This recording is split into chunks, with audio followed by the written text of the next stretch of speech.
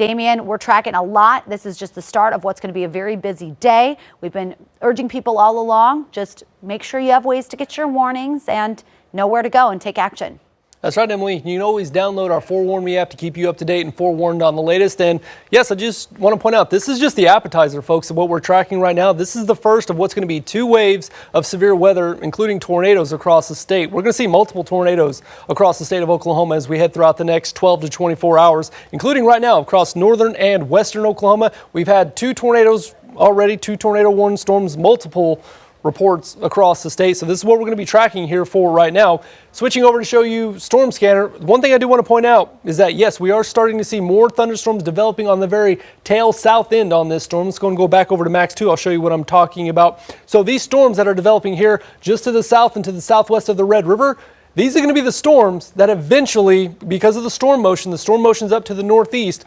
These storms right here are going to push into northern Oklahoma and eventually into Kansas. These storms across western Oklahoma are going to impact northern parts of the state. But these storms here developing across the southern part of the Texas Panhandle, these are going to be the storms that eventually work their way into central parts of the state. So these are going to be the storms that we're going to be watching primarily for the overall severe threat and the tornado threat pushing eventually into the Oklahoma City metro. So once again, this is going to be just the appetizer of what's going to be the severe weather feast we're going to be seeing as we head throughout the rest of the day. Taking a close look here at this storm pushing towards Kremlin, Hunter.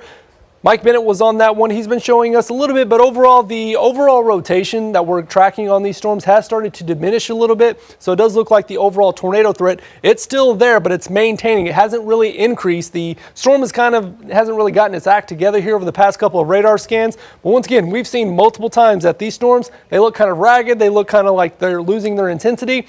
And then it just takes a couple radar scans, one really good inflow, and they're right back on there producing and dropping a tornado. So this is what we're going to be watching here as we head throughout the rest of the morning. The overall velocity signature, it's still broad, but it's still everything I need to see for this storm to produce a tornado is right there. And it's still going to continue to do that. So if you're in Pond Creek right now, you need to take your tornado precautions. Shelter in the lowest level, center room, no windows. That's what you need to do here as this storm continues to work its way up to the north and to the northeast. Not only are we seeing that part of the storm, the low levels of the storm producing rotation, the mid levels of the storm are doing it as well. So I've been showing you this because everyone's always focused on the tornado threat, but these storms are also going to be producing large hail, damaging winds, and they're also going to be producing a lot of rainfall. So we will be seeing that flooding potential as we head throughout today as well. So here's the overall hail threat. Whenever you start to see the green on this map for the hail core, that's whenever you start to see the quarter up to golf ball size hail, and that's exactly what we're seeing. But over the past couple of radar scans, you can see that the overall size of that green there on that hail core, it's actually shown signs of coming down, but we're still seeing up to golf ball size hail pushing into Pond Creek. That's still damaging hail. You definitely don't want to be stuck outside with that. But the overall zone, the area, the size of that hail core has shown signs of shrinking. And also that area of the darker green, that's where you see the golf ball size hail. That looks like that's showing signs of shrinking as well. So overall, we're seeing this storm right here showing signs of dissipating. But once again, if it gets a really good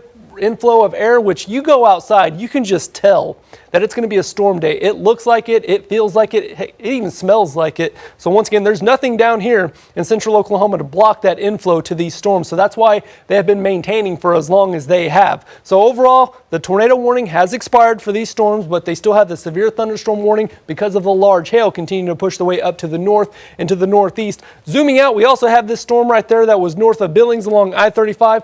Not severe, but it is now pushing its way up the highway into Kansas. But we're going to be watching these areas primarily. And also here we have this break right here between the 2 storms, and that's what we're going to be watching for that one. So putting the storm tracker on there, this one's going to be moving more to the north and to the northeast now. So pick your town, pick your time of arrival. This one looks like the storms are going to be moving in here across northern parts of the state.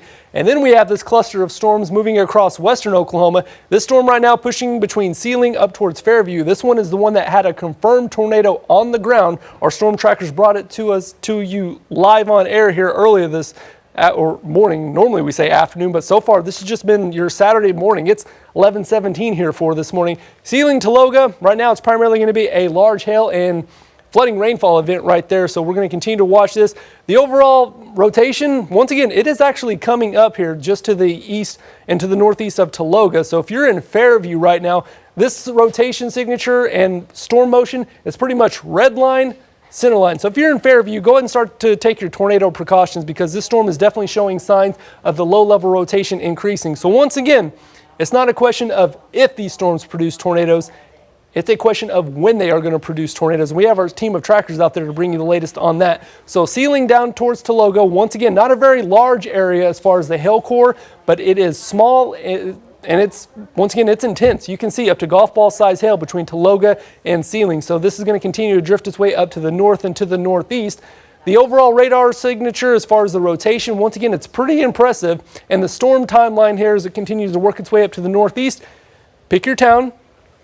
Pick your time of arrival. That's when it looks like it's going to move in. Lahoma a little bit after noon, which is in about an hour from now. It's 11:18 here on your early Saturday morning. So overall, this is what we're tracking. 2 primary storms across northern and western Oklahoma. But once again, Emily, this is going to be the first of what is going to be 2 rounds of severe weather. This is pretty much the appetizer because the main area as far as the jet stream supporting these storms and the heating that's going to support these storms is actually going to be happening this afternoon. So people, the folks here, you need to remain weather aware, not just right now, but as we head throughout the rest of the day. And we'll have our team of trackers out to bring you the latest.